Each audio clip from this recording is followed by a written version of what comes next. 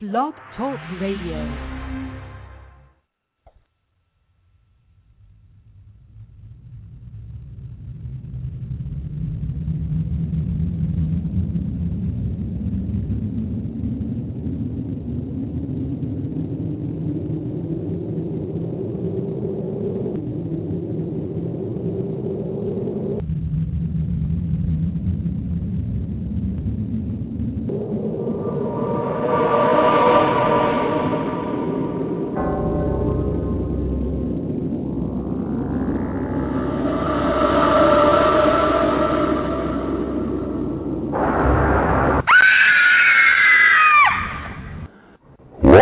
From Winston-Salem, it's Sunday Night Dead.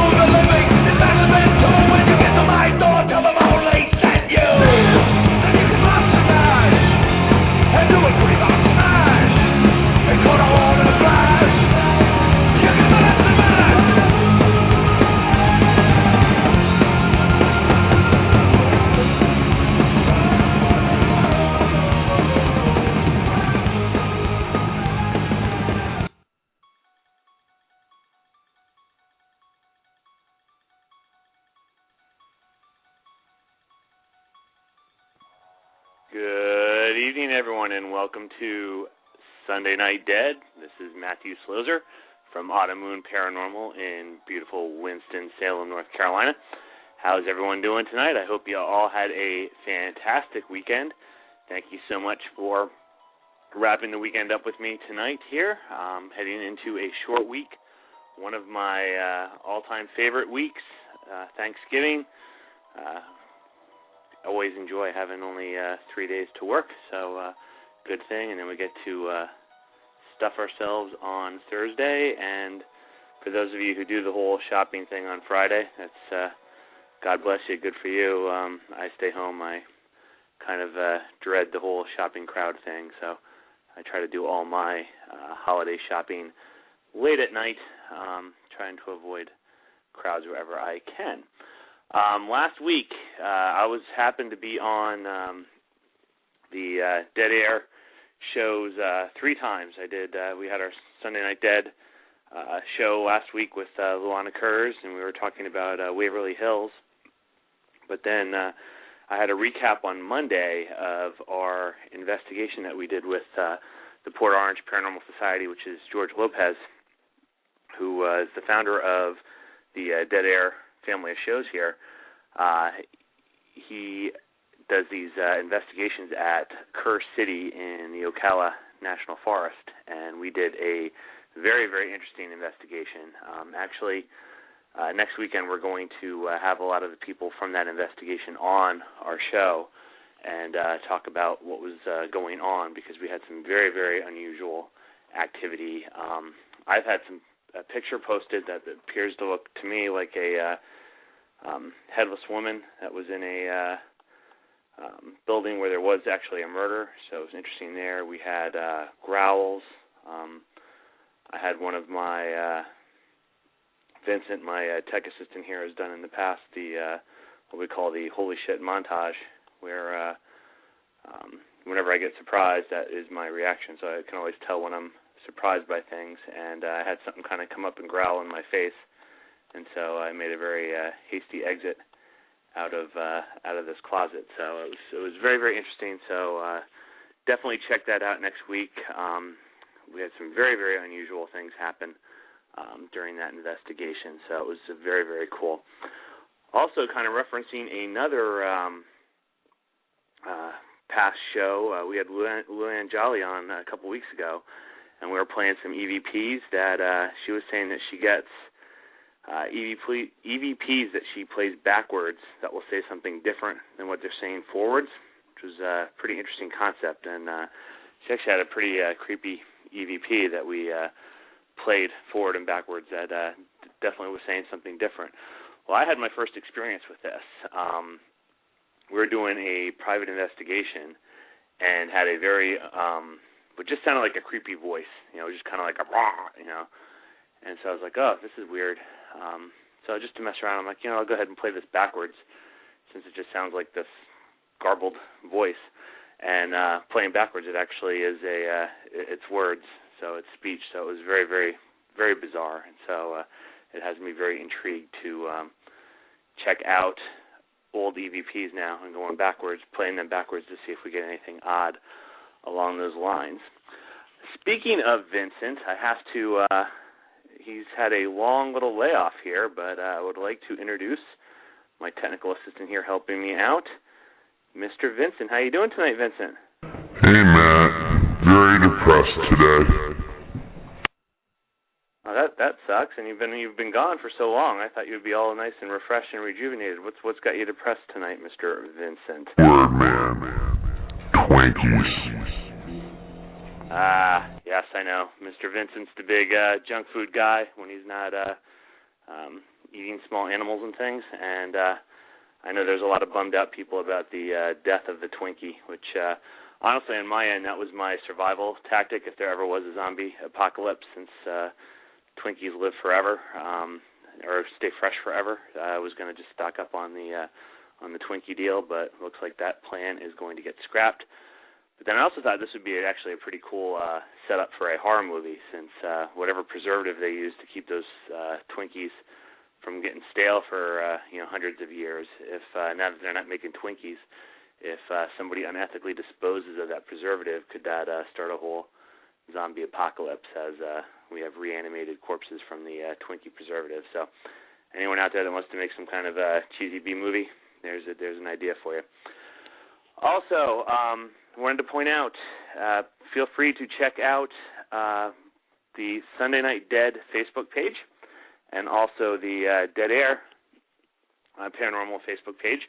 I'm going to do my incentive, my T-shirt incentive for November is, instead of just looking at all the people that have liked the Sunday Night Dead page, we're going to do from this week, so the Thanksgiving week, whoever, all the new likes on the Sunday Night Dead page will be put in the drawing for the November highly uncommon and relatively popular Dead Air Paranormal T-shirt. So keep that in mind.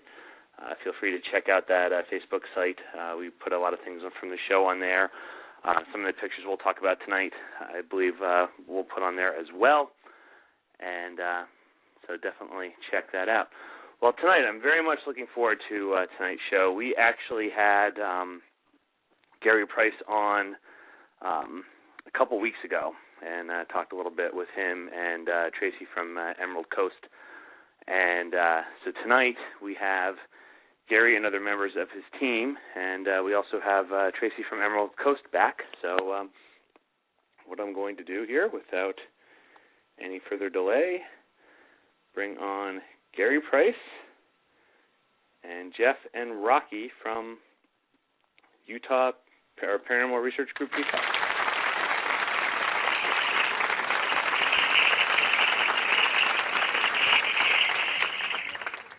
Woohoo! Hey, how's everybody doing? Good. Awesome. We're doing good. Good. And I also wanted to add, we also have Tracy from Emerald Coast here. How you doing, Tracy? I'm good, man. How you doing, buddy? What's up, Tracy? Nothing much, guys. Tracy was mentioning that he just got back from a investigation, so I have a feeling he's going to be a little bit crispy tonight. So it's, we had an interesting one last night as well. That wasn't a very late night, so but it's always good to have a investigation weekend. So how are things in Utah, Gary? Really great, really great. We've kind of slowed down a little bit on investigations, got a little wore out there for a bit. The weather sucks. Today it's just, now the wind's cranking up really bad and getting the snow and the cold, but other than that, everything's gone great. Now how much snow are you getting already? Well, nothing down here on the on the valley floors or up on the benches yet, but we did have like close to a foot a few weeks back. But the mountains, they're probably getting pounded. I would guess the last couple of days are getting pounded pretty hard. Enough for the skiers to get excited about. But the wind's whipping up out there pretty hard right now, so I don't know what's coming. Oh, wow. So that foot of snow, did that stick around there then, or is that one of those where you got the foot and then it got warm again and went away? Yeah, it got warm again and went away. I don't know, Jeff, what's it up like your way? I mean, you're up higher than us. We only got about 3 or 4 inches of snow in this last storm, and it's mostly melted off now. All right.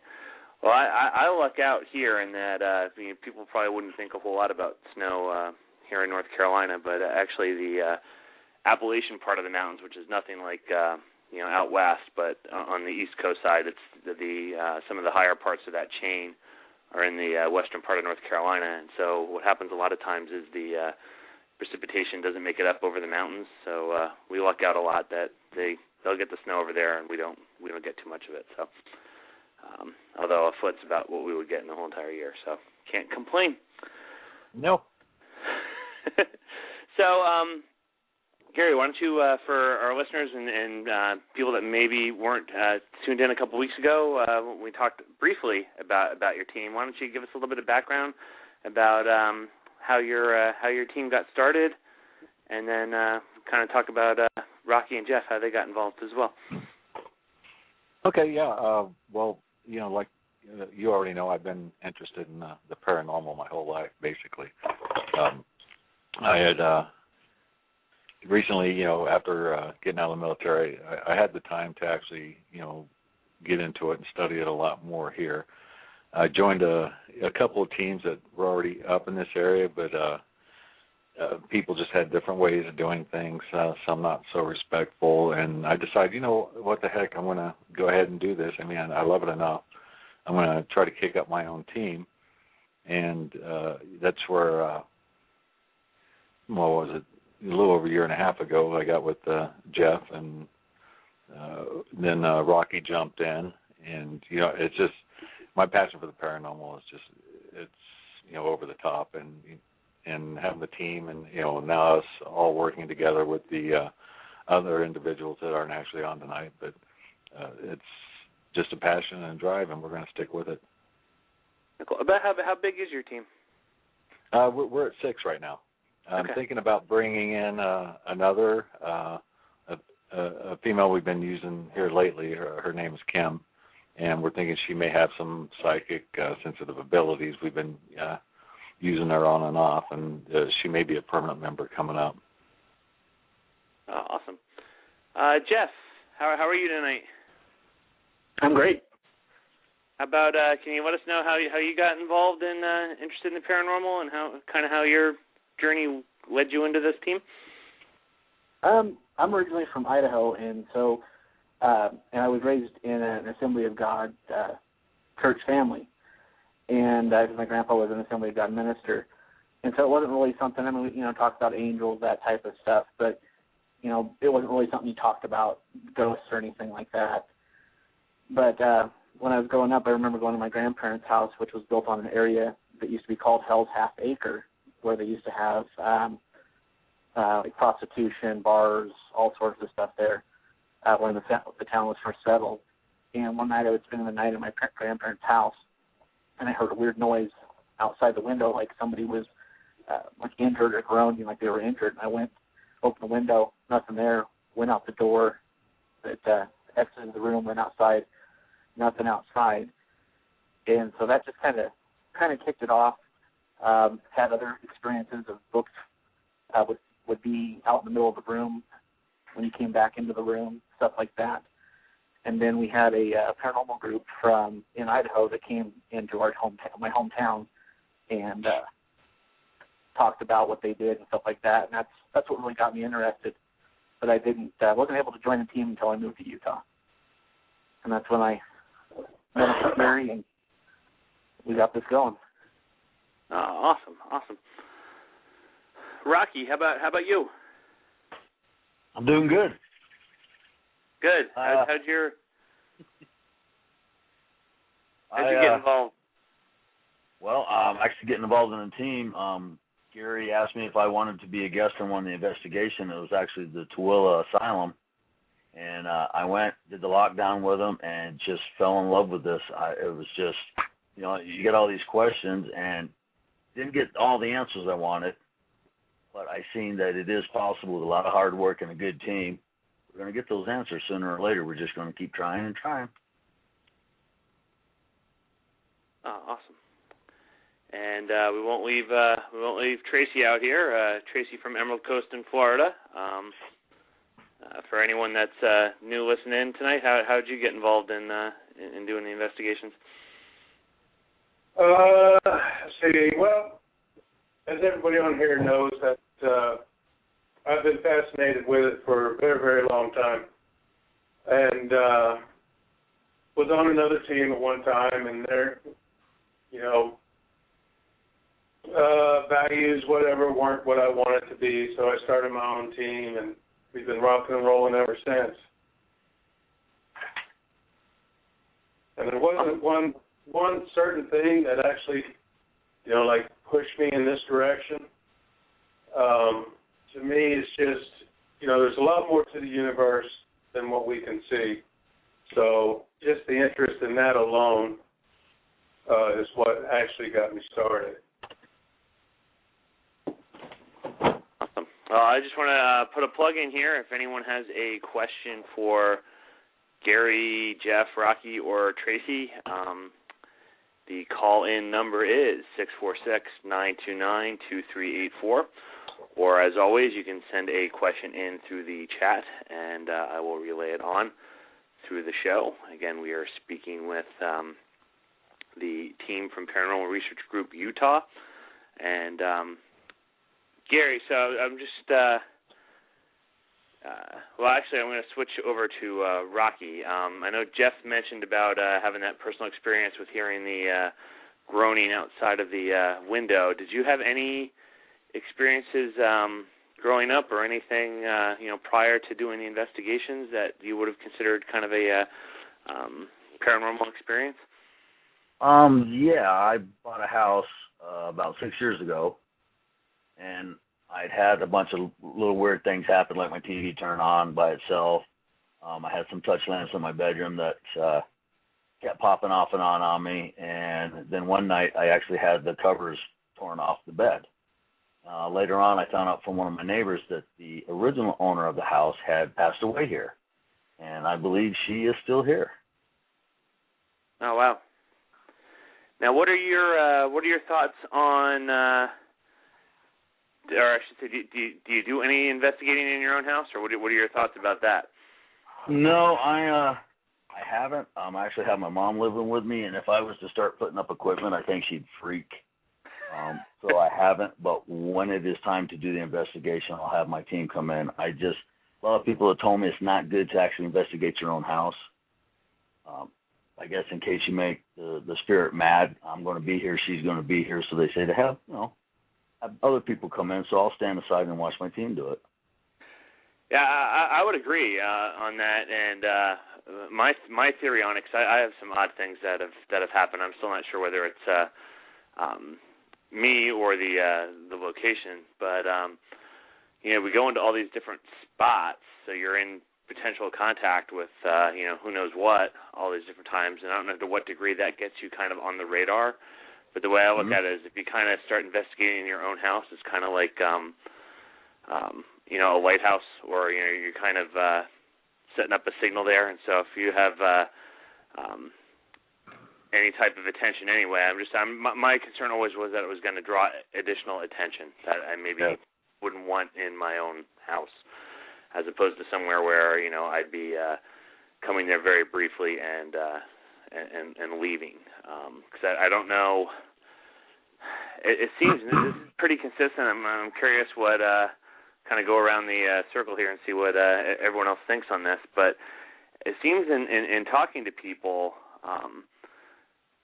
most of the people that investigate for a while, it does seem almost like, I don't know if it's that we become more sensitive to what's going on there or what the contact is, but it seems that a lot of the people that investigate seem to then more or less, I don't want to say attract more activity, but there seems to be more activity associated with them than other people. So I don't know if that gets you on the radar, so to speak, or not.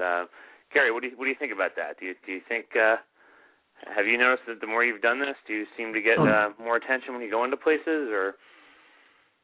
Well, here's my view on it. I mean, like with my own home, you could have had something in your own home, just like you're saying. It's a very good point, that you just, since you start honing your skills, being an investigator, and you start seeing different signs of things in your own home that you actually focused on the outside somewhere.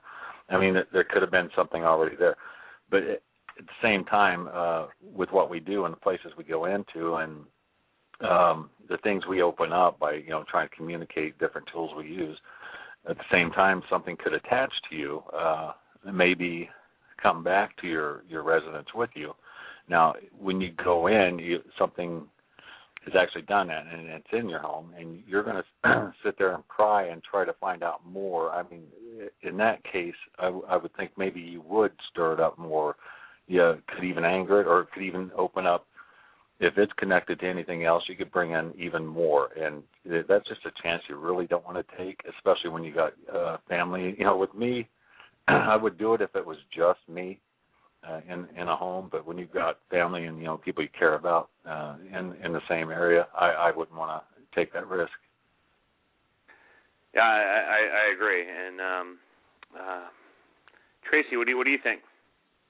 Well, again, I agree with Gary. It's just one of them unnecessary risks that we don't need to take. Jeff, you agree, or different thoughts? Totally. Yeah, I totally agree that you may stir up something that you don't want to stir up. So it's better to, if you do want your own home investigated, to have somebody else come in and do it for you with you not there. So it's not you stirring it up, it's the investigators that came in. Yeah, and there too, just the point of bringing someone else into your home doing an investigation, it could still stir and open up stuff, and then they're gone, you come back into your own home again. I think there could still be a problem with that. There's no proof of it, but still, it's that risk alone. And like I said, I'm that curious. If I lived by myself, I would do it. I would not hesitate. I would do it. Yeah, I agree too. I don't think even having another team come in your house to investigate is a very good idea. Well, the other thing too is that you bring up a good point with the stirring things up, and one my theory is, most of these things seem to want attention. So obviously, if it's somebody, it's almost like if you picture kind of a poor lonely soul in like a nursing home or something. If you strike up a conversation, they're gonna want to talk to you. The more once they find somebody that's willing to talk to them. So I am concerned there too, as to in a situation where you're going to be in that situation all the time, you're actually living in that location. That communication, that whether it's EVP or doing something else along that line, giving them attention is going to feed it more, and it's going to want more attention. That's why, personally, when I deal with private residences, I always tell the people, if they have some type of activity there, it's not a roommate, it's not a pet, it's not entertainment. If it's nothing threatening, for the most part, try to ignore it. And if things start getting ominous, get additional help, but don't egg it on. Don't act like it's your extra invisible roommate or something, because I do think that opens up too many possibilities for bad things to happen. Exactly. Anyone else out there in the chat room or wants to call in and weigh in on that? This is always an interesting topic about how do you handle doing things in your own house. Also, I would agree, as far as personal residence go, it's one reason why I think it's important to know, to each his own style-wise, but if I had someone coming in to do an investigation in my house, I would really want to know a lot about their investigational style, because particularly with some of the shows that are out there, there's a certain kind of subset of investigators that their main MO is basically to try to antagonize and tick it off, and I wouldn't want somebody coming into my house trying to get something all fired up and pissed off and then leave and I have to deal with it. So just something else to consider as well.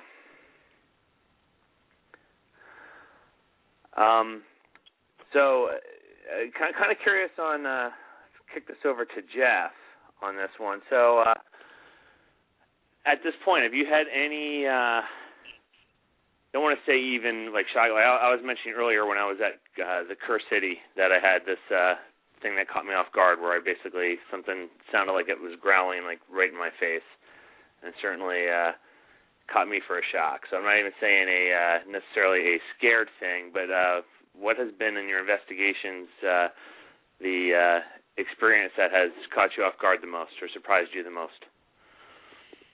I'd probably say the most recent one was in a private residence where as soon as the activity started to pick up, I got to the point where I was sick to my stomach, almost to the point of vomiting, and I had to get out of the room. As soon as I got out of the room, I felt fine. And that was just something that had never happened to me. Normally I'll go into somewhere and kind of get the heavy feeling in my chest that something's not right, but I had never gotten to the point to where I was made sick. And that was very strange to me that actually happened.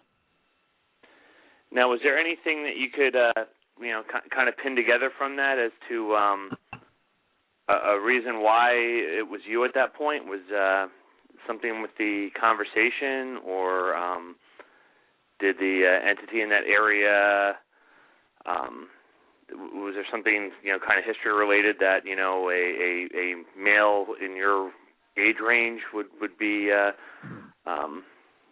significant, or anything along those lines?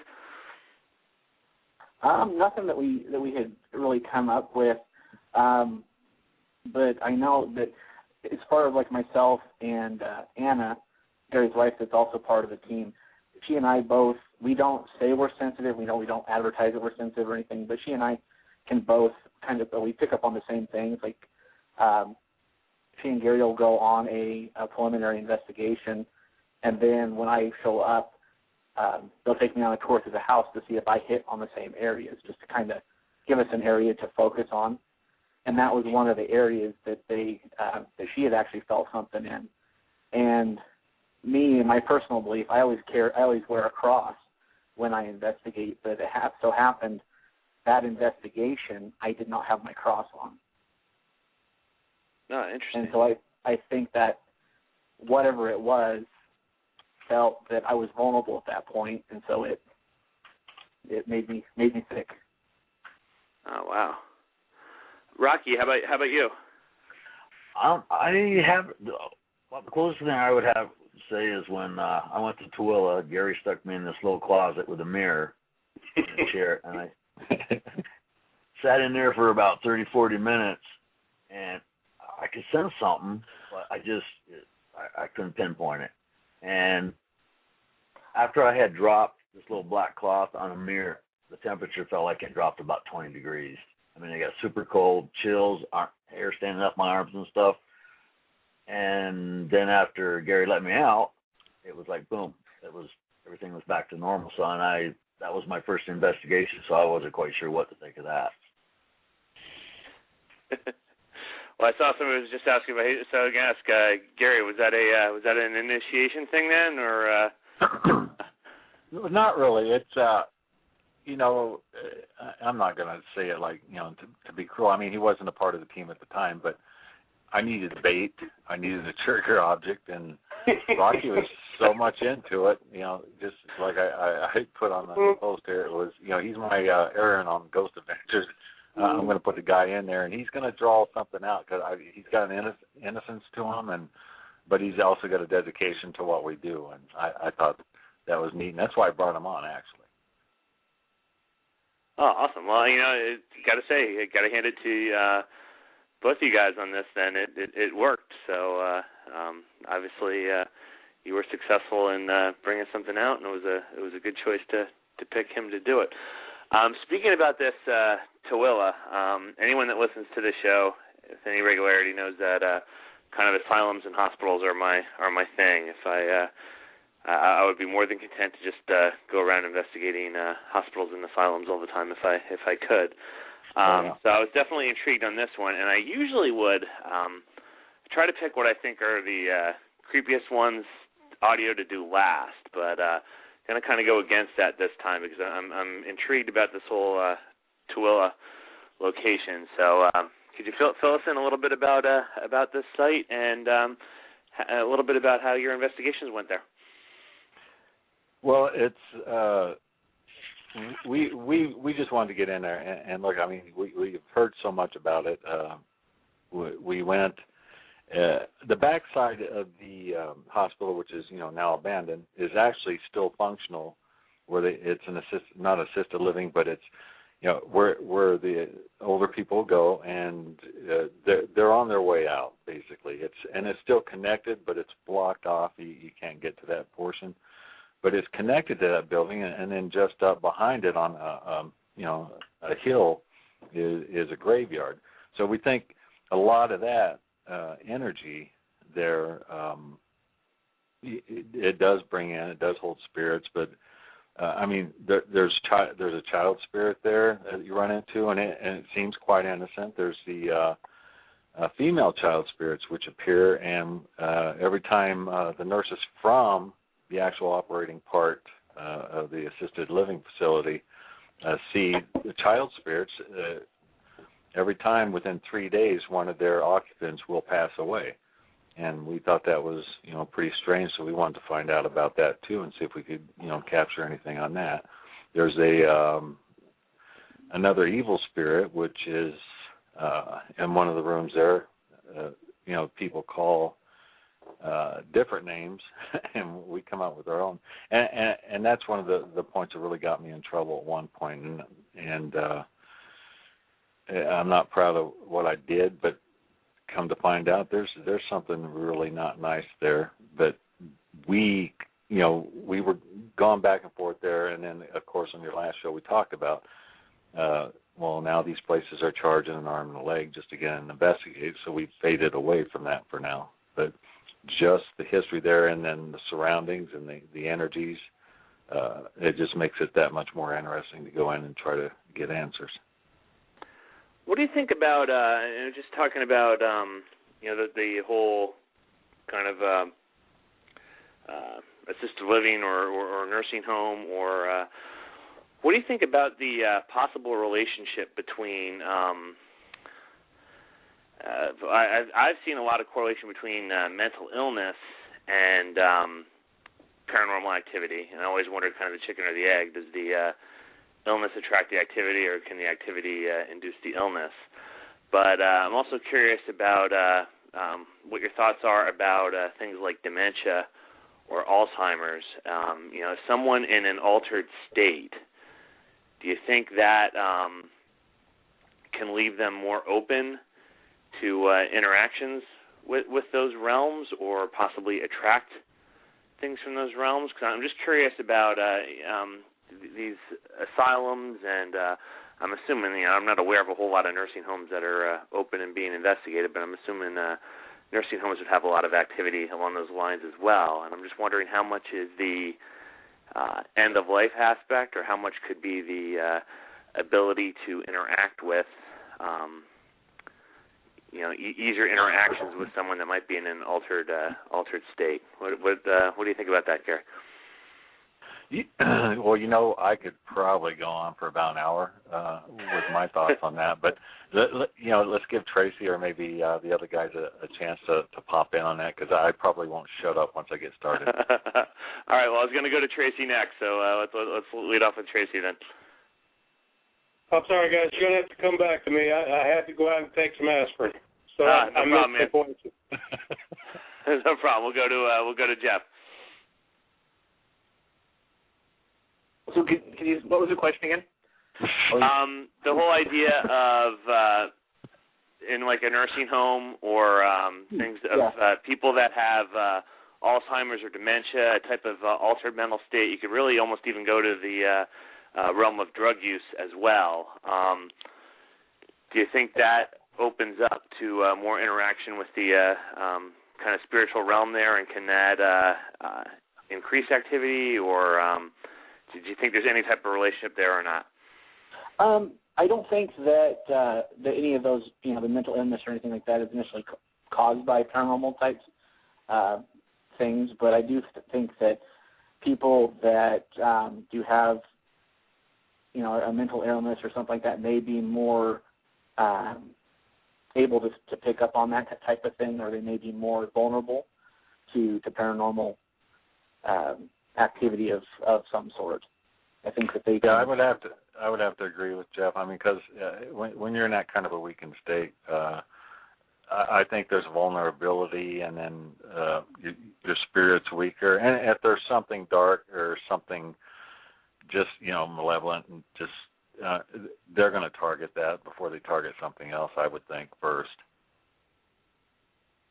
I would agree, and the only, and I'm not saying that spiritual activity causes these things, but I wonder as well of, we all have weak spots on things, and I just wonder if we don't know what's really going on around us. So who's to say that things aren't trying to interact with us all the time anyway? And if some people just aren't as resilient, or just aren't wired to be as resistant to that as others, can that help create kind of splinters and cracks in the foundation that can ultimately lead to problems down the road? I mean, right. Again, something that's almost impossible to prove, but just something that I think it definitely would be plausible out there. Right. Well, if you look at something like this that's been hidden in that exists in another realm, there's got to be,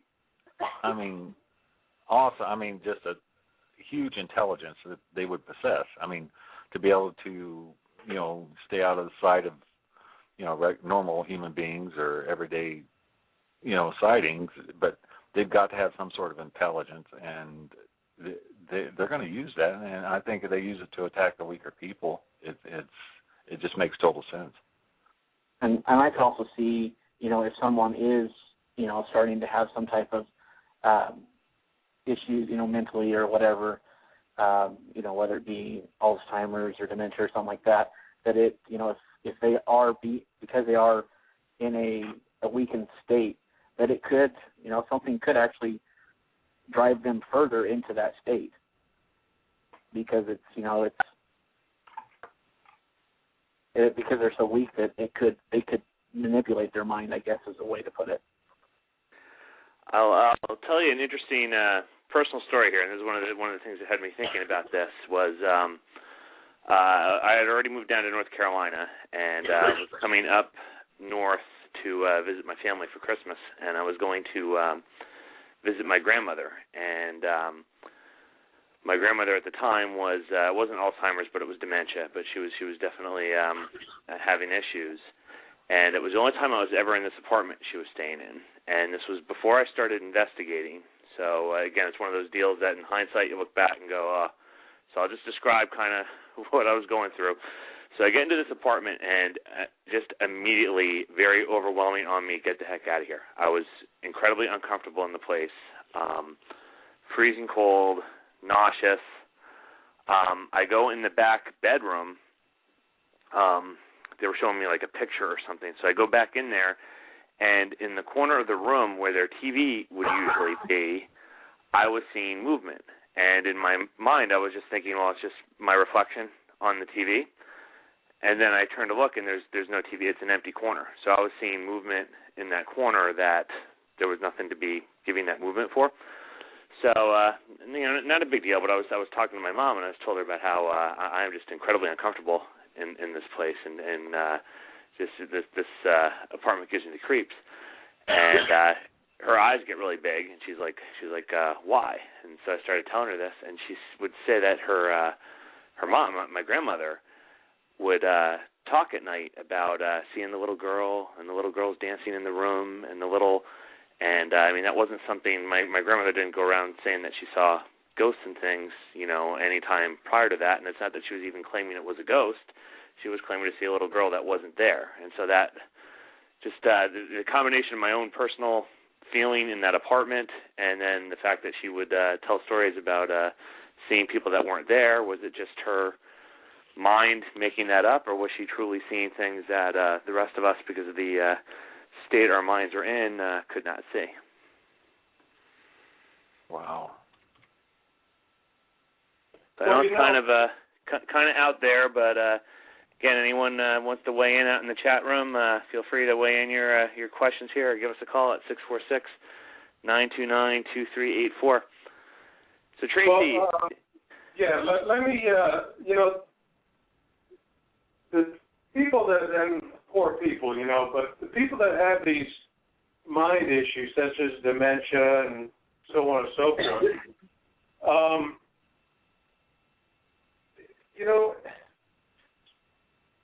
no expert on the brain by no means. I get told all the time that I don't got enough brains to do anything, but I think that when you have, like, let's take dementia, excuse me, there's one part of your brain that's affected, and what I do know of the brain is that when a part of your brain is affected or damaged, another part of your brain kind of takes over. So if that is the case, and then that other part of your brain starts taking over, it's just one of the things we don't know, that is it that part of your brain that enables these spirits and whatnot to be closer to you? Or because you're using more of your brain now, does it, or your mind, does it give you that much more emotional energy, whatever the case may be? Does that make sense? Yeah, no, that makes sense. I'm gonna, we have a call. Oh, we lost him. So that was Julia. Whoever was trying to call in from 623, please call back in. We'll get you on. So I'm guessing that was a comment along those lines. So I don't know. I just kind of view it as, if you think of your brain kind of as and again, this is just kind of getting out there, but a receiver, and obviously there's all the electrical impulses and things going through your brain, and how do we get thoughts and consciousness? How is that all generated? And any alterations to that, if you view it almost like a receiver, can it just alter kind of the signal that's being received, and can it change your what they're able to perceive and what they're able to interact with? It's right. Again, who knows? But talking about the Asylum here. We're going to go ahead and jump on to the first clip here. So this is the crayon one. So Gary, can you help set that one up? Oh yeah, definitely. And I think to this day that's probably my number one, Class A that we've caught. We were standing in the conference room where there'd been a lot of interaction with the child, and the children there for some reason like the color orange, and that was weird because the number 3 is a constant there also, but like the 3 days someone will die when they see a child come out, then they've got all kinds of other things with 3. 3 is also, orange is also 3 if you use it into an electrical concept is a number, a color code for, say, like a resistor. But we took in a big orange crayon, one of those big giant bank plastic ones, and we set it on the table, and we wanted to get a reaction from a child in there. We didn't hear it at the time, but we did get it as an EVP, so that's what led up to this one. All right. Well, if most of you have been through this already, but if anyone new listening, headphones always help, but we're going to do this a bunch of different ways because sometimes the volume will depend on how these come through. So I'm going to play it twice as is. Any feedback from the chat room as to how well you can hear it, I would appreciate. And then we'll go up or down in volume based on that. Here we go. Okay, so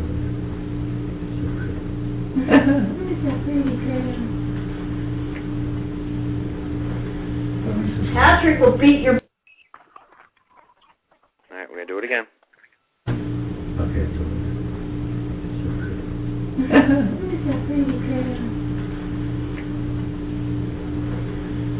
Patrick will beat your... All right, I'm going to turn it up. That is really clear. That is a really good one. Yeah, you can't miss that. Yeah, so for everyone out there, and just that little kid's voice talking about the crayon, that voice does not belong there. So, or I should say, isn't from anyone that they consciously saw in the room. So, here we go again. Okay, so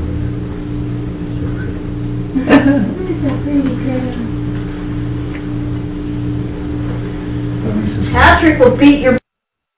And one more time. Okay, so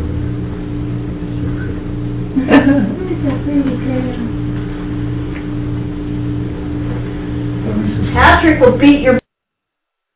I just want to add, too, I see Julie's in queue. We will get you on shortly, Julie. I just want to see, Gary, did you get any other interactions with that child? Did you pick up any other audio with that voice any other time there? Or because that was a great piece of audio. Yeah, I know it was a great piece, but that was the only thing we caught with the child's voice that night. We did get the other stuff in there, the darker stuff, but the child in the conference room, that was it right there. Oh, wow. All right, well, I'm going to believe this is Julie, so we're going to bring on Sunday Night Dad. Who am I speaking with? Hi, yeah, this is Julie. Hi, Julie, how are you? Stop in. Great, how are you doing? Great. I just wanted to stop in and say hi to the guys. A couple weeks ago, I had the pleasure of working with Gary and his team at Armagosa, and they're awesome. They're really awesome. Oh, yeah, Julie from, it was Julie and Chris Casting. They were part of the big investigation we did in Armagosa down in Death Valley Junction, and her and Chris were fantastic. Probably the best team that we had met during that little get-together in like Paranormal Unity. Oh, awesome. Yeah, Julie, what's the name of your team, Julie? We're ASPS, Arizona Spirit Paranormal Society, based out of Phoenix. Oh, okay. Awesome. And tell me a little more about what's going on with this joint investigation. I believe there were 7 teams of us, and we all had a joint investigation at Armagosa, and spent quite a few hours there. It was kind of a awesome place to go. Yeah, what they had done is they opened the entire town up to us and just, let us have at it. And as, a first time for all the teams coming together, 7 teams came in. I mean, we had teams from Texas, from Oregon, from Arizona, and, of course, us from Utah had all come together down there. A bit confusing at first with the setup and everything, but just the pleasure of meeting, like I said, from Julie and Chris from Arizona Spirit Paranormal Society was fantastic. I mean, there was a 602 Boo Crew there. Art had set the thing up. Arizona Ghost Society, Texas Ghost Society, Oregon Ghost Society. Then we had the Glendale Paranormal Chasers with Sheila and Timothy Shell, 2 more great people. So we had a great time. It was just the fact that we got to meet them was fantastic. Oh, great! That's awesome to see too. With all you hear all the drama stories and stuff here. It's nice to hear a bunch of teams getting together and working together. So that's awesome. So none of these teams, as far as you guys didn't collaborate with any of these teams previously, or did some of them you collaborated with and some you didn't? Personally, no. I had never even met, except for one person. I had never even met any of them before. So. Yeah, most of us had contact on Paranormal Family, but other than that, we had never worked before together. Oh, wow. No. How about the location? Any interesting things you were able to get from the location? Julie? Evidence-wise? In the Opera House, we have a picture, kind of interesting. We had some activity going on in the Opera House, and there was a person sitting in the back row, and they could feel like a shadow or something watching them standing in front of them. And he was going to move, and he asked Chris if he would change places with him, and when Chris was going to, he pointed his camera right where the direction where he was at, and he got this pretty interesting picture of like a big white, I don't know how to even describe it. But. Yeah, most people hate to say orb, but this was actually full. It actually had a very huge intro it left, and it was not dust. 100% not dust. You could tell by looking at the picture. Interesting. I think on the Paranormal Family, I think I've seen some discussions about that Opera House. So, did you get any other activity from that? The the Opera House section then. Yeah, the graveyard, which was about maybe about a quarter of a mile away from the actual town and Opera House. I took my team out, and it was cold as hell, but we set up and done some camera work out there.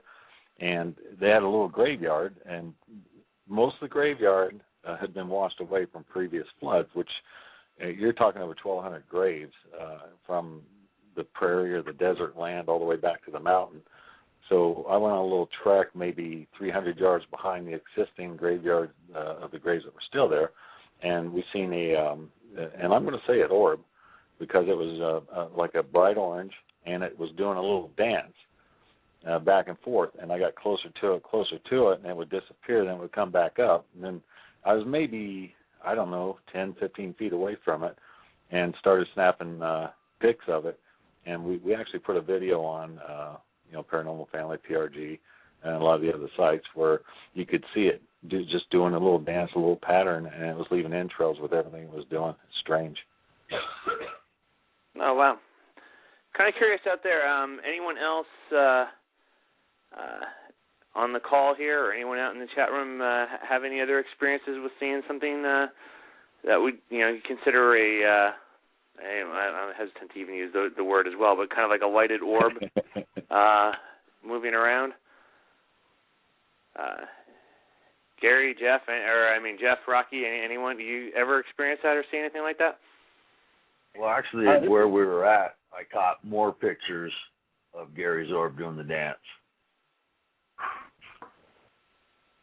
And this was actually the first time that I've actually seen it, like a self-illuminated orb of some sort. I mean, and when I saw it, it looked just kind of like a spark, like someone had like a 4th of July sparkler, and was just waving it, kind of waved it by real fast, and then it was gone. Exactly. It was really strange. So, yeah, we all seen it physically without the cameras, and then that's when we decided, well, what the hell, we should be snapping pics of this. Well, you know, it brings up an interesting point because if you know, and my own thought on this is, you go back, 400 or 500 years ago, there was less distractions out there. There was obviously a lot less, at least kind of sensory input on our brains. I think I think people were probably more aware of what was going on in their immediate surroundings, and the old legend or the old story of the will-o-wisps, like the phantom lights, leading people into bad areas. And I've heard, the scientific explanation being swamp gas igniting, but I don't think that story was strictly related to being in swamp areas. So again, just kind of interesting. I wonder if possibly that type of activity could be the old be the basis for those old legends of like phantom lights and things along those lines. Because again, a small illuminated object could look like a fire or a torch from far away. Oh yeah, it could. I mean, I know in this case there was nothing there. We're dead after midnight in a giant ass field in the middle of the desert. No cars around. We're a quarter of a mile away from the town. The mountains were blocking that. We physically seen it. Nothing was shining out that way, say, it could have been a bug reflecting back. No, not this. And like I said, we had never, ever said, orb or whatever it is. There may be a name for it, but I 100% believe myself that it was something maybe trying to show us where its grave was that was washed away a long time ago. We have no idea. And very, very interesting.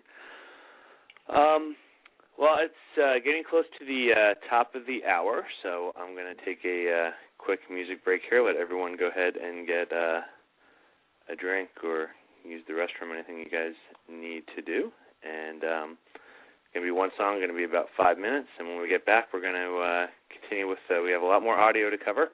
And we're also going to talk about Gary's book. So hang on, stay tuned, everyone. Come back. Again, be about a 5-minute break. You are listening to Sunday Night Dead with Paranormal Research Group Utah.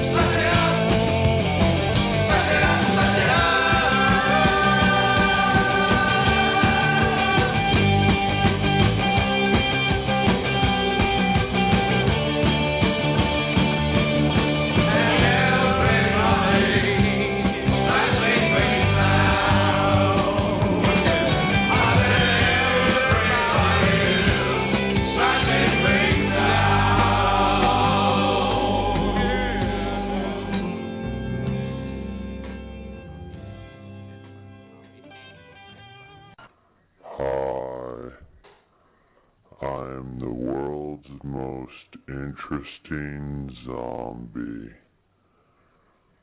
I don't always listen to internet radio. I'm usually having friends over for dinner. But when I do, I listen to Sunday Night Dead with my good friend Matt. Stay hungry, my friends.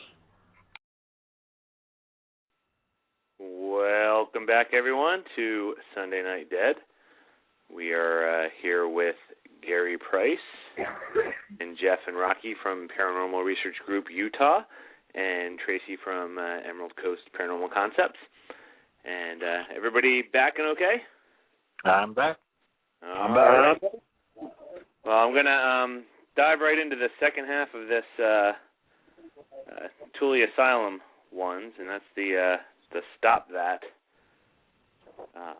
audio. So just give me a second here to find that one up. So, Gary, can you set this one up for us? Which one was this one? It's the Stop That from the Thule Hospital. Okay. Okay, yeah, this was in the same room, the conference room, where we had the trigger object with the crayon, but we also had candy laid out to try to draw the children in. But we actually were going to, take the candy away, and got kind of a dark voice that I believe said "Stop that" twice. All right. Well, here's again, same drill. I'm going to play it twice, and then we'll go up or down volume depending on what I see from the chat room from everyone. Here we go. Hey, I'm taking that sucker.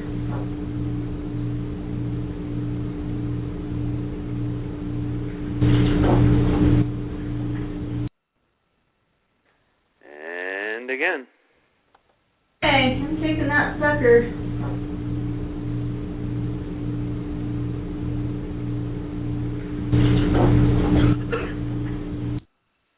Yeah, you hear it right at first after she says "sucker," just directly after she says it, and then again in the amplified portion. Okay, gonna listen again here. I turned it up, so warning everybody ear-wise here, so this is gonna be louder. Hey, I'm taking that sucker.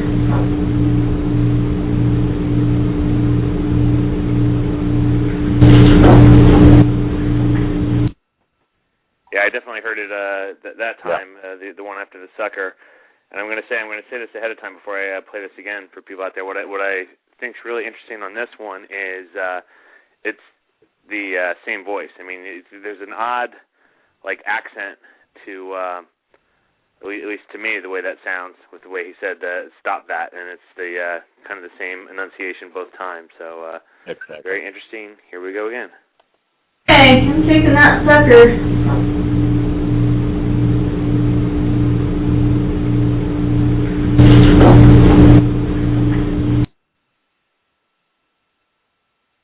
Yeah, almost like there's almost like a deaf quality to it in the way it's pronounced. I'm going to do it one more time for everyone. Hey, I'm taking that sucker.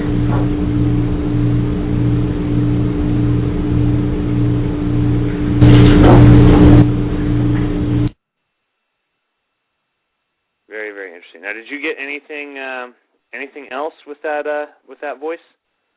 Let me think. I don't believe with that one we did. No, not that night. We actually caught the nurse and then some other sounds, but not that voice. Just in that room. Okay. So, what do you think? Any ideas as to what you think's going on with the seeing the children, and then 3 days later, somebody a patient passing on? Because it's the nurses that see the children, right? It's not necessarily the patients claiming they're seeing the children, correct? The patients and the nurses actually. Oh, okay. I mean, they've had some of the patients say, who was the child or the girls in my room this morning? Things like that. Okay. Without us, actually being in the place, but the story from the nurses and the story, what the patients tell the nurses, and then 3 days later, it may not exactly be the people or the patients that saw the children, but it'll be someone else in the ward that passed away, which is very strange. That is very, very strange. Anyone listening on the that hears this later on the archives, or anyone else out there in the chat, I am just curious if there are any similar reports or anything along these lines anywhere else out there. I personally have not heard of this before, but it's very, very interesting, and I'm just kind of curious if this type of phenomenon or accounts exist somewhere else as well. So very, very interesting. Going to jump right along here into some other ones. So the next one I have here is from, I guess it's Mojo's in Ogden, where you were asking about a color.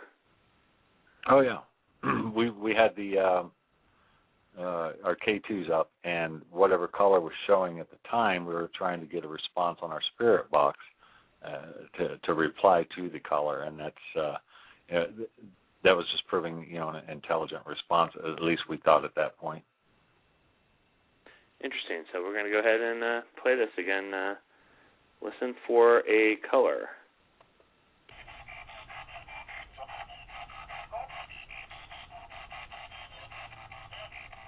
Did you say gold?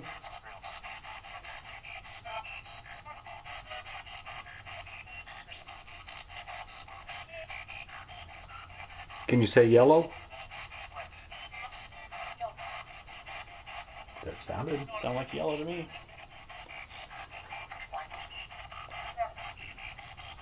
I heard light and yellow. All right, I'm going to turn that up. That was so again, this is going to go a little bit louder.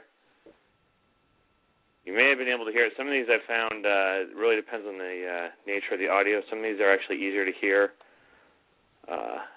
If I go softer, some louder. This one definitely, I think, needs to go louder. So listen to it again here, folks.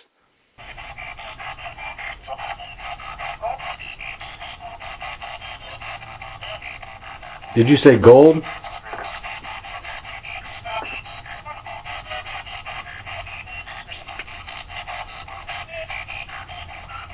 Can you say yellow?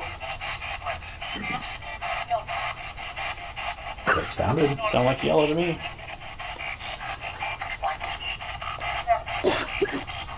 I heard light and yellow. I think I can go up a little bit higher. I'm seeing that people are able to hear it. I'm going to go, so ear warning for everybody. I'm taking this up pretty much as high as it can go.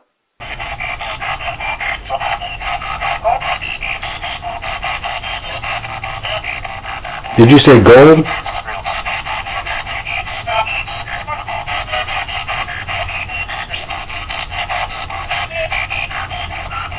Can you say yellow? That sounded like yellow to me.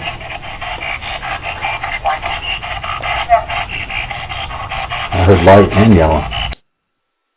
Yeah, I was going to say, is that light what you heard? Because there is something else at like 28 seconds there that...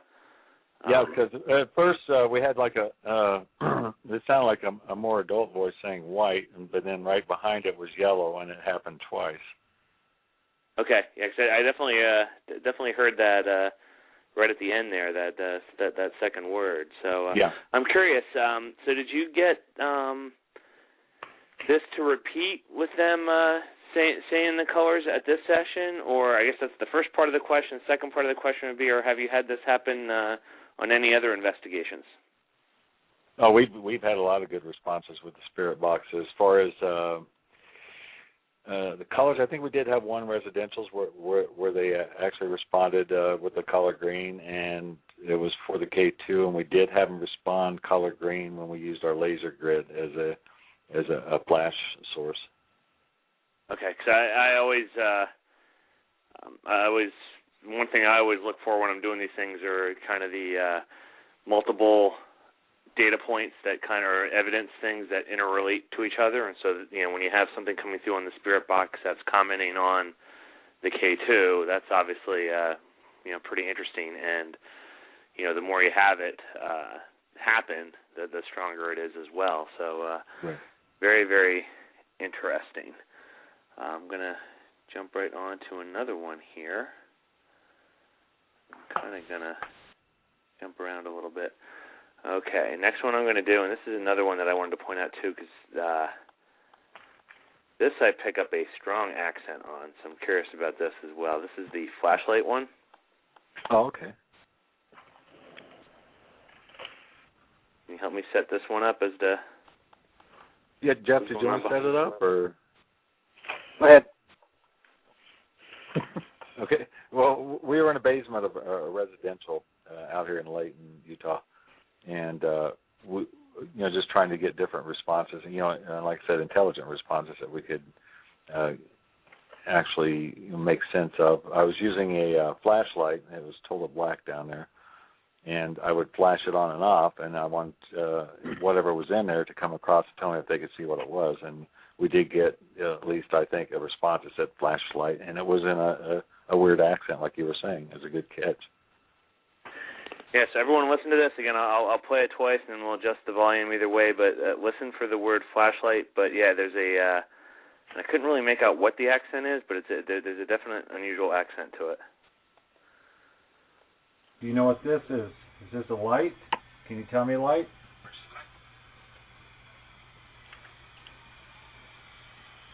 Did you say flashlight? I don't know. Yeah, it sounded like that. Did you say flashlight? This right here? Okay, and again. Do you know what this is? Is this a light? Can you tell me light?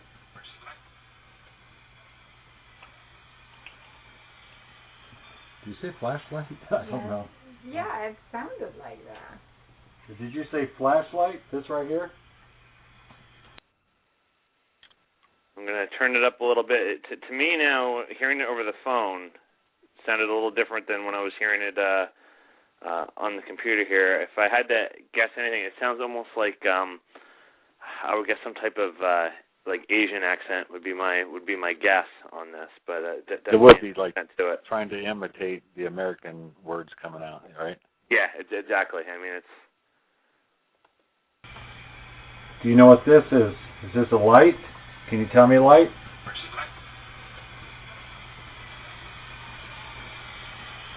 Did you say flashlight? I don't know. Yeah, it sounded like that. Did you say flashlight? This right here? Now, one of the cool things about when you get any type of audio with a distinctive voice or a distinctive accent like that is it certainly makes it easier to pick out if you're getting any more audio from that. So I'm just curious. Did you get anything else from that specific voice on that investigation? With the accent, no, not with an accent like that. We did have some other stuff which I can't release due to client confidentiality, but not that type of imitative voice. No. Interesting. Well, that was very, very different. Let's get to, these two are related. So we're going to do there's two here related to names. I'm going to do the Gary Price one, which... yeah. We had set up a residential in Highland, Utah, and, the last name didn't come up at all, but we were trying to get it, trying to prove intelligent responses, get it to repeat my name, Gary, but it ended up, from what we heard, was the first and last name, Gary Price. That kind of freaked me out a little bit. All right, here we go. Again, I just want to throw out to the chat room, I really appreciate hearing the feedback from everybody in the chat. Sometimes it's less cooperative than others, so I really appreciate getting the feedback. Here we go. Say my name.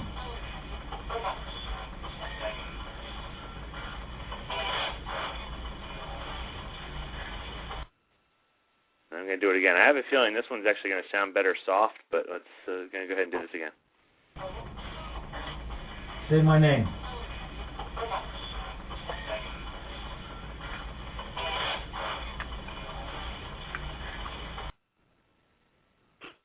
That is pretty awesome. I'm going to move this one up volume-wise so everyone knows, but I have a feeling it's going to be harder. I think the static on the spirit box is going to be distorted more, so we might go softer instead. But we'll go ahead and try it loud. So just so you guys are warned, this is going to be louder.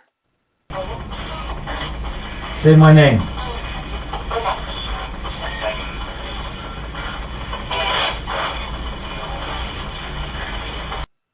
No, that still came through pretty good. Yeah, I actually heard that. Yeah, we're going to do it one more time for everybody. Say my name.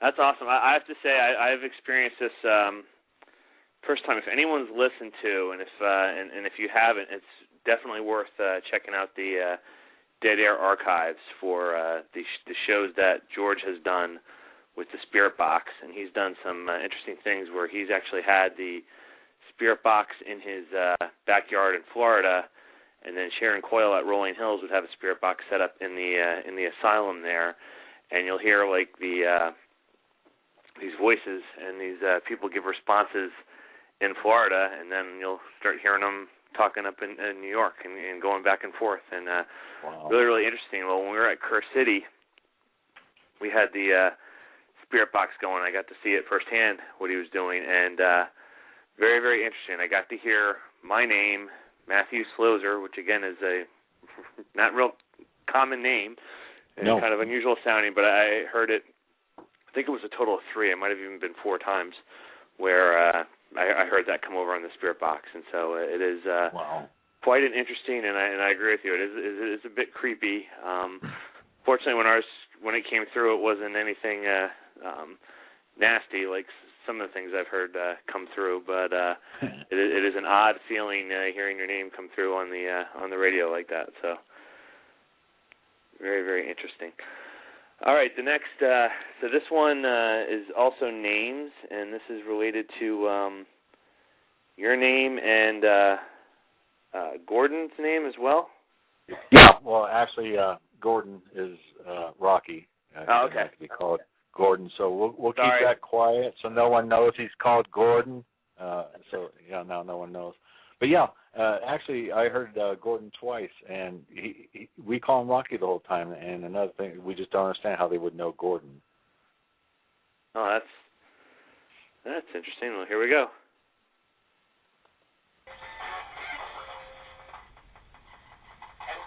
Your name. Gary.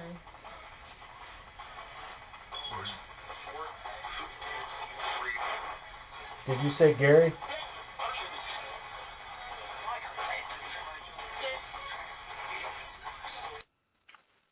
Oh yeah, I hear you. I'm going to do it again. Here, I'm going to turn up a little bit.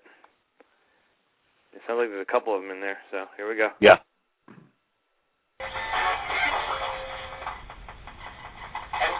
Your name.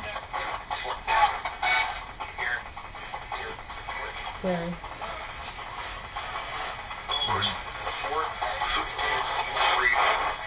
Did you say Gary?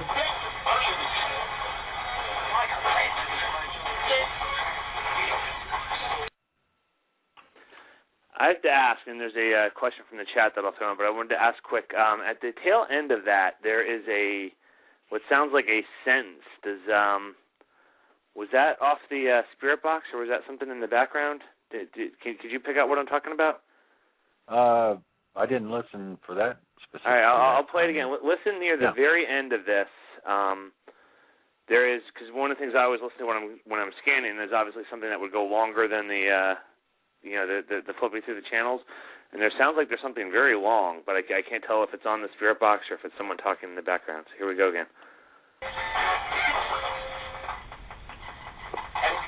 Your name. Gary.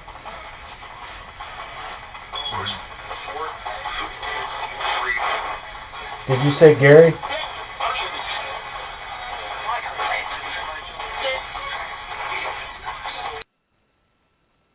Did you hear all that at the end? Yeah, you know what? That was no one in the room because I remember everyone being silent at that point once we started hearing the names, except for the few points we threw in. I'm going to have to play that one back tonight or tomorrow and see what the heck that was because I think that one slipped by me because I focused too much on the names. Well, and I'll admit it might be, over the phone. It might just be a bunch of, random noises from different stations coming through. But it sounded here on the phone, listening to it and stuff. It sounded like it had enough of a rhythm to it that there could have been something there. So I was just curious.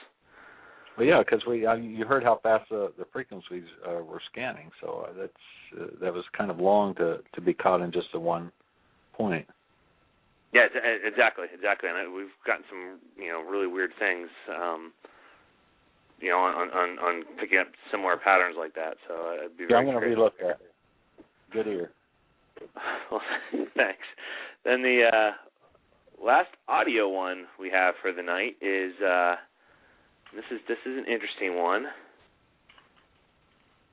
And this is funny, Gary, because we must be kind of on the same wavelength, investigation-wise things, because I've just recently had something very similar to this pop up that I'll talk about. So it's kind of funny how a lot of these have had overlaps with a personal story recently. All right, this is the residential one with the infamous word that freaks people out, demon. Oh yeah. Yeah, we were in the residence. We didn't really want to freak the family out, but they were there at the time with us and actually heard the same thing. We did get the family help that they wanted. I mean, like I said, we don't do cleansings ourselves, but we got hold of somebody that is actually up in that. But that kind of set them off when they heard it also. So there's that word, and you'll hear it. Okay. I'm going to add here, just leading this, I'm curious as your thoughts is this. It seems a lot, and I'm making assumptions, so I'll lead this off before somebody flips out. I realize I'm making some assumptions here. But kind of my impression is the things that tend to be more on possibly inhuman side will tend to try to act like they're not, and kind of prankster or malicious human spirits will try to act like they are. Agreed. I don't know if you because I'll get to when I tell my story too. I don't think there's anything related to what we heard on the spirit box other than something deliberately trying to freak us out. But right, and if there's a true demon out there, and as much as they try to hide themselves, they're not going to introduce themselves as demon. That's my thought. I agree. It's going to be that. It's going to be that little girl that. Can you help me? Here we go. Tell us any of our names, anyone.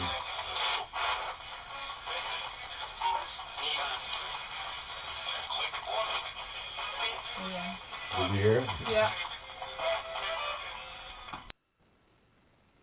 All right, we're going to turn it up a little bit.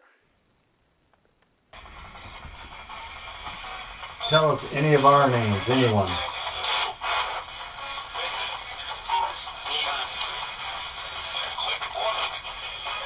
Yeah. Did you hear it? Yeah.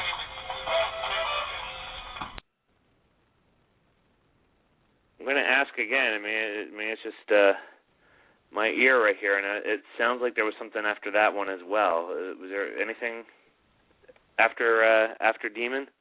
No, I think I cut. I remember cutting that one off because I did listen hard and long after that point. Okay. I did cut that one off, and it was just a regular radio station that kicked in. All right, we're going to do it one more time here for everyone. This one comes through pretty clear. Tell us any of our names, anyone.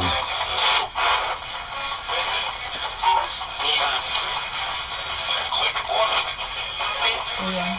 Did you hear it? Yeah. Now, one thing I actually take into consideration, too, is there may be a spirit warning of us of a demon that's there maybe holding somebody in or that's dwelling in the home, too. So it could actually be legit in that way. Very true, very true. And it doesn't mean, like you said, it doesn't mean that they're saying that's, it didn't say I'm a demon or, Right.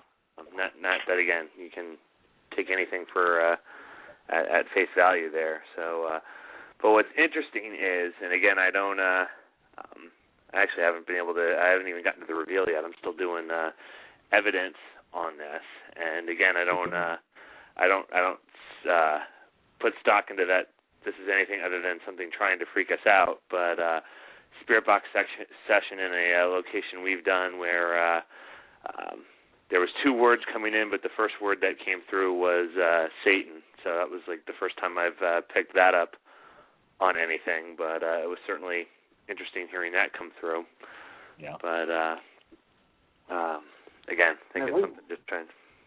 I believe on that one, Gary, didn't we get flashlight play into response of if something was holding the other spirits there? I think that's when we got got responses with the flashlight as well. Yeah, where was that? In Highland, where we got that one. Oh yeah. Not the demon one. I think we were getting responses with the flashlight too. We were getting quite a bit of responses, and on cue, not the regular, anonymous, the flashlight went off. But no, we were getting on cues.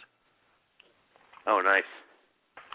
So, like I said, we don't know if it was a warning from maybe a good spirit or soul that's lost, or what. Because I mean, like they say, like with yours, Satan. It's said that Satan's greatest magic trick that he ever pulled off was that he doesn't exist, to convince people he doesn't exist. So he will not announce his name. Right. Yeah. Exactly. And well, I'm still diving into that one. That's and some of that I can't. It's the private one, so you can't get into a whole lot of detail. But a very interesting, very very interesting location with things going on there. I did want to make sure. I know we talked about this a little bit on the last show, but I wanted to make sure we had enough time to talk about your book and your writing. So, can you tell us a little bit about the book you have out and a little bit about kind of your writing in general? Okay, yeah, it's primarily just my beliefs, my thoughts, my interactions with the paranormal and my dealings with it throughout life.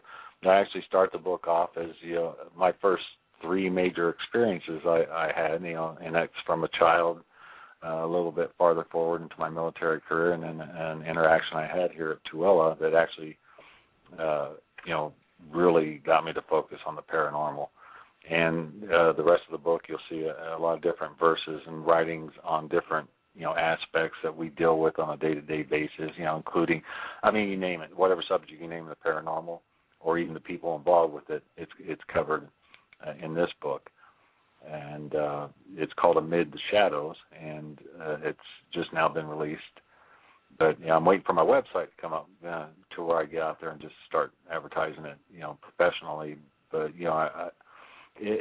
every word you read in there, and I 100% is from me, my mind, my experiences, and how I believe things work in the paranormal with different respects. And I know Tracy would agree with me on most of them, because we converse back and forth about it. Jeff, Rocky, we all deal with it on day to day. And I figure, I'm going to put this down and write it down, because I've been pushed a little bit, and people have told me to do it.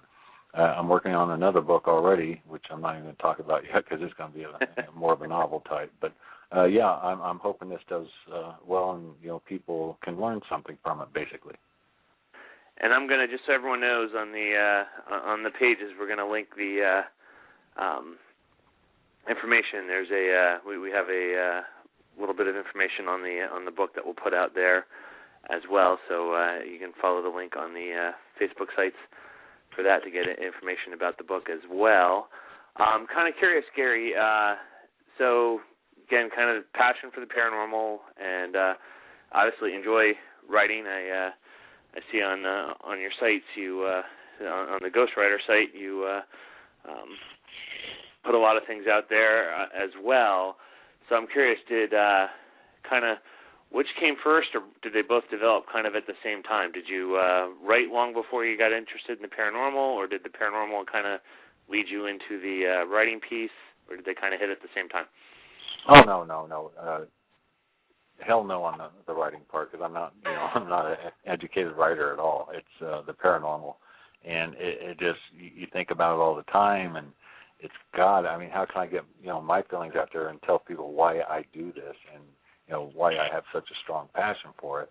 that's where the words start coming in. But that just recently happened within the last year and a half. So you may read this first one, it may not sound that professional, but it's my thoughts, my feelings, and it's my mind and what I deal with, and it'll get better as I go along. But definitely paranormal first, and now I try to put it into words so other people understand and maybe try to change their mindsets on how they do things to get better results. Makes a lot of sense. Makes a lot of sense. So very interesting. So somebody just kind of, so you obviously have had a lot of experience on this, have done a lot of different things with this. Somebody that might be listening that's just getting ready to start doing something, and maybe not even a full group. Maybe they're just getting ready and they're going to like trudge out to a graveyard or do something, go hang out in a battlefield or something. What would be your advice based on the experiences you have had? Kind of words of wisdom out there for somebody that's just getting started in doing this. Oh, wow. You've got to have a passion, and there's got to be a reason you want to learn, not just for the thrill. You've got to definitely, like graveyards, number one, you've got to be respectful. You don't desecrate. You got to respect the area. Tracy does, graveyards a lot, and I'm sure you probably have some good points to throw out there for newer teams. I'm sorry. Sorry? I'm sorry. Say that again.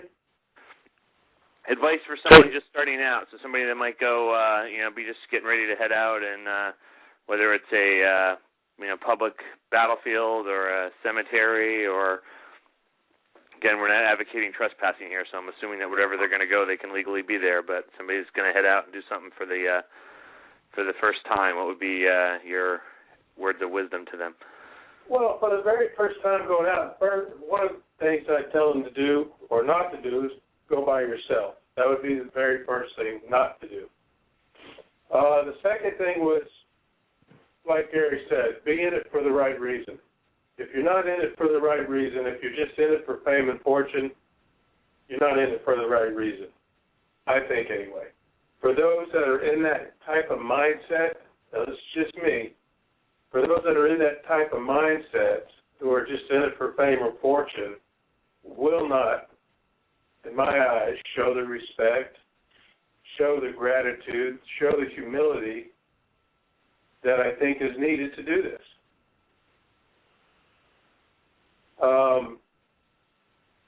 Let's see, what else?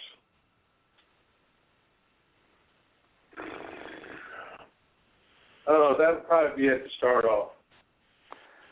I would agree, and then I'm going to kick this over to Jeff and Rocky as well to get their thoughts. But one thing I would throw out here too is on the people kind of seeking notoriety or fame and fortune. The more things that are out there, the more pressure there's going to be to have something more spectacular. Something more, off the wall footage or something along those lines. So I think that leads to problems in two different directions. One, it's going to increase the sophistication or the things that people are going to try to do to fake things to get notoriety. But also, I think it's going to increase the risk-taking. So people are going to do things that might be not well advised or riskier to try to get some good footage. So you might have somebody very inexperienced getting into a location that is very active and kind of over the top on the provoking side, or spiritually opening themselves up in ways, or doing things that are very not well advised that could lead to something really really bad.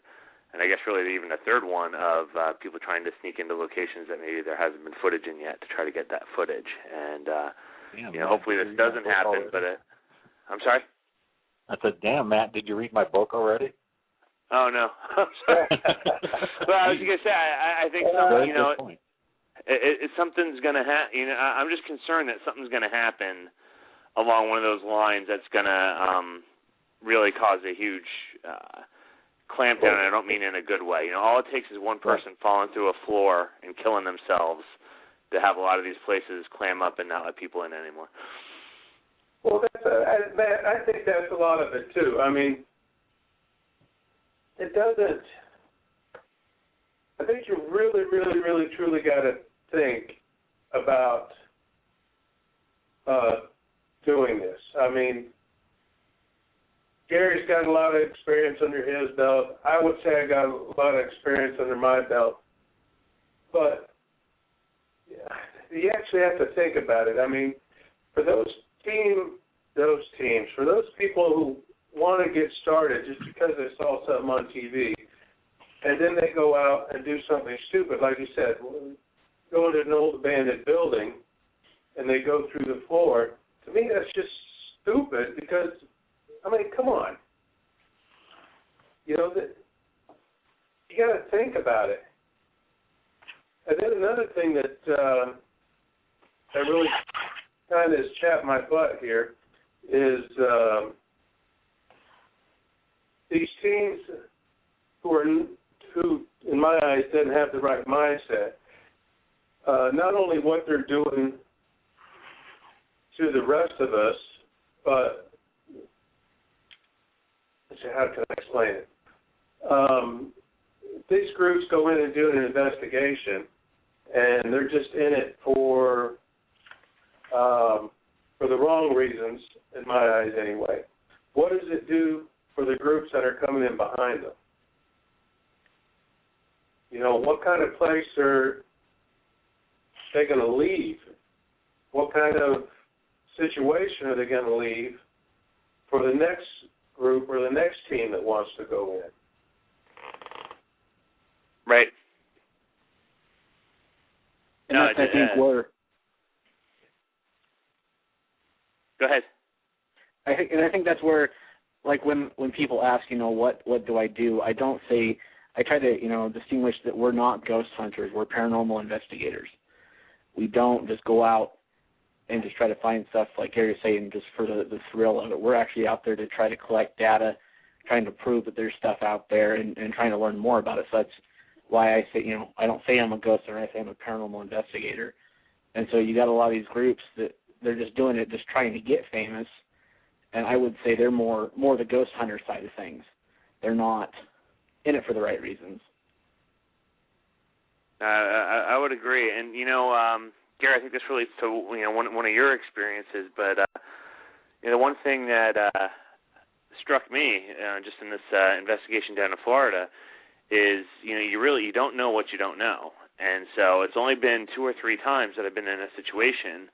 But as much as I'm pretty comfortable doing this, you get in a very odd situation that you didn't experience before, and that's when the light bulbs start going off, going, you know, was this the, you know, wisest thing to do?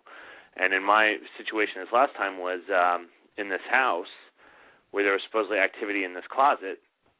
They asked me if I'd go in there, so I went in there with a recorder, and hearing noises, not that big of a deal. Thought it could, you know, more than likely mice.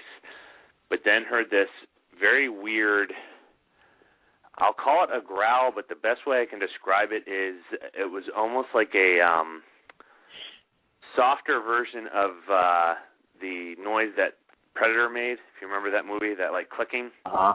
So, yeah. Yeah, but not as much. You know, that thing actually had like a lot of force behind it. This was you know, smaller. You know, I'd picture like something smaller making that noise. And so I heard it from the back of the closet, and I'm like, okay, that's kind of odd. But still, you know, I don't have anything really bad or weird happen, so it's like, you know, what's really going to happen? Well, when that noise came up and was, best way I can estimate, it was all dark, so I don't know where, but it was maybe about 6 inches from my face when I heard it the second time. I didn't have time to think about, was this a wise thing to do? But, you know, obviously that was something that I never experienced before. I did not expect, prior to going into that investigation, that I was going to experience something growling in my face. Right. So it's that same kind of thing. You don't know what you don't know. So you can say, hey, I've done, you know, 200 investigations and, you know, I've never had anything physically happen. That doesn't mean, because we don't know really what we're dealing with, that doesn't mean that one of these days you're not going to get scratched or hit or, you know, something that hasn't happened before. I mean, there's always a first time for anything. Mm-hmm. So just kind of curious as to your thoughts. Yeah. Matthew, you are so right. However, the difference between you and somebody first starting is if something like that was to happen, you would know how to deal with it more than somebody who just decided to get up one morning and say, "Hey, I'm going to be a ghost hunter." Oh, no, I agree, but I worry for somebody again. I'm not saying for people not to do it. I just worry about there is a certain risk, kind of pushing the envelope in some of these areas. If somebody gets out there and like, well, I don't see anybody ever saying, open myself up, come on in, or something. Who knows what could happen? I can tell you. There's good reason people don't do that.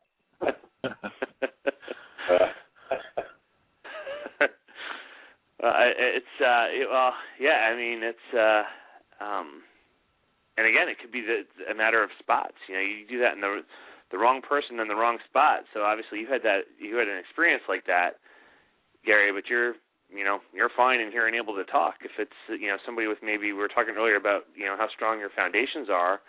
Right. Somebody with maybe weaknesses in a different area, in a different location, with a different spirit, in a different, who knows what could happen out of that. And right, and it doesn't matter how strong your foundation is. It's whatever is there. It's going to target somebody around you or close to you, and that's what you got to look at. Yep, I agree. Jeff, any thoughts on this? I mean, you got to, when you go into something, you got to definitely have the right mindset. I think when we go into do an investigation, we because we've been around it enough that we always know what risks, the risks that are involved with it. And I think that's the biggest thing is people get into this not knowing what's at risk. And so you really need to know what's at risk and go in with the right mindset and be, I guess, strong enough inside yourself to be able to handle what you might come across. And I don't think some people are actually strong enough to be able to handle that. And so when something happens to them, like with what happened to you, they may end up hurting themselves, just trying to get out of a certain place, or just it may find that they're weak and attached to them. So you definitely have to be careful. You have to know the risks of what's involved.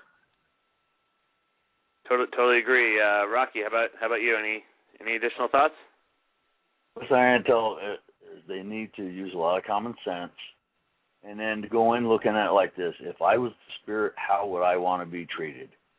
I got this quote from a really cool guy, and that's the way I go into it. Is I go into it thinking, okay, if I'm in here, the investigating team comes in, how do I want to be treated? That's the way I try to treat them. Biggest thing is use common sense. Yeah. Well, a lot of wisdom in all of that. Well, I did want to, before it got too late here, make sure that everyone can get your contact info out. So I guess we'll start with Gary for the team and also the book for anyone who wants to get in touch with you or wants to learn more or purchase the book. How can they get that information? Okay, you can find most of that information on our Facebook page, PRG of Utah, 3 separate words there. Also, Jeff built us a great website, www.prgofutah.co. And again, the book's name is Amid the Shadows. And, of course, it was written by, I don't know, some guy, me. And, but like I said, I'll be posting the actual website for it. But yeah, check in and come to our page. We also have the Paranormal Family on Facebook. We're willing to talk to anybody and would love to meet you and chat with you. Great. For anyone in the chat room, I just posted their Facebook page link on there so you can get it off of there as well. Tracy, how about you? We were at Emerald Coast Paranormal Concepts. We have a Facebook page, Emerald Coast Paranormal Concepts on Facebook, and our website is the 3 W's, EmeraldCoastParanormalConcepts.com. And I don't have a book yet. And I'll just add real quick here that I've had the pleasure to interact with both of you and your teams for a while here now, and I have to say that you guys are great guys and great groups. We had a personal thing that I will share here, that a member of my team took a picture, and if anyone's been anywhere on Facebook, you know that posting a picture is the easiest way to get your head ripped off by 10,000 experts. We posted on there. We really didn't know. I'll admit, photography is like one of my weakest spots. I am not a photographer. So we put this out there, and I have to say that Gary's page, Tracy, they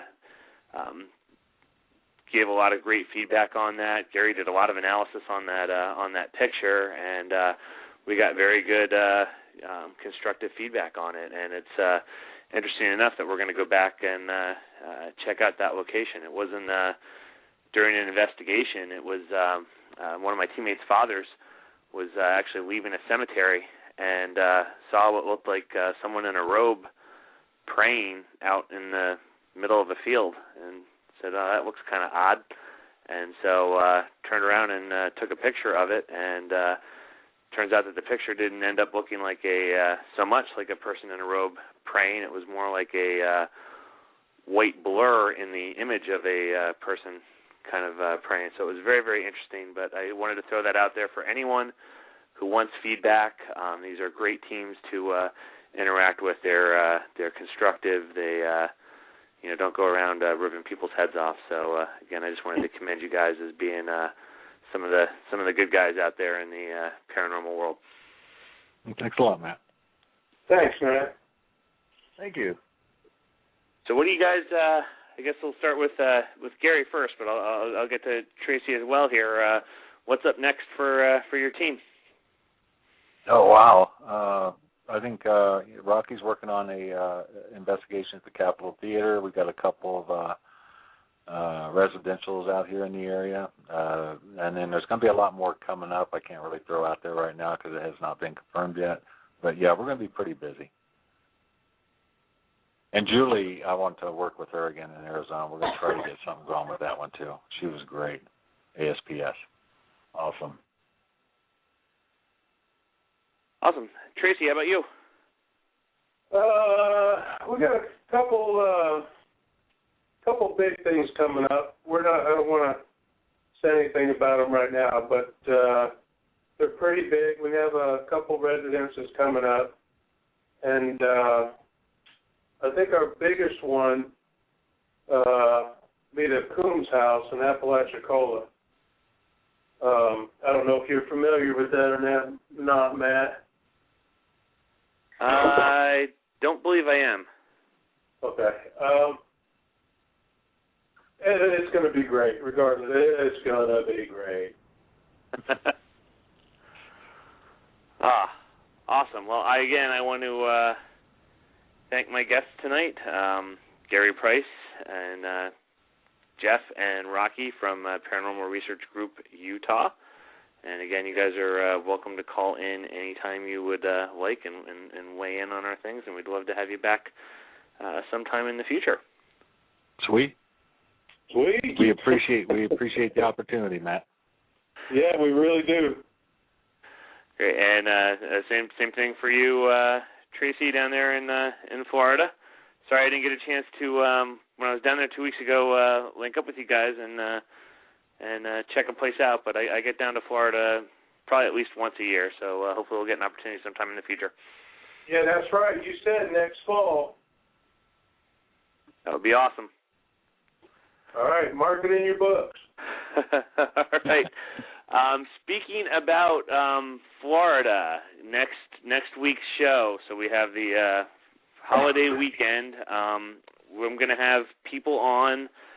We had quite a variety of people. A couple weeks ago, we had the Fort Fiends on, which were a camping organization that does camping down at Fort Wilderness in Disney, and I went with a couple of them along with Port Orange Paranormal Society, George Lopez's group, and we investigated Kerr City, which is a kind of more or less a ghost town in the middle of the Ocala National Forest. It sprung up in the 1890s and shut down in the early 1900s because there was a hard freeze that killed the citrus groves there. But there was a post office where there was a double murder, and one of the other houses had some very interesting activity in it. Actually, George told us that the activity seemed to change and has become more negative in the last year or so, and that is the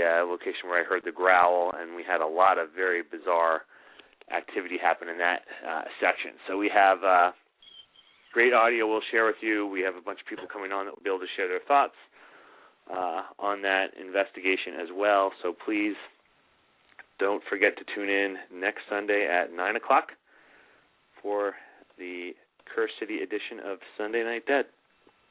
Well, for my technical assistant, Vincent, and for Gary, Jeff, and Rocky from Paranormal Research Group Utah, and Tracy from Emerald Coast Paranormal Concepts, this is Matthew Slozer wishing everyone a great weekend and a very, very happy Thanksgiving. Enjoy the food, but stay safe, everyone. Take care. Good night. Thanks, Matt. Thanks, Matt.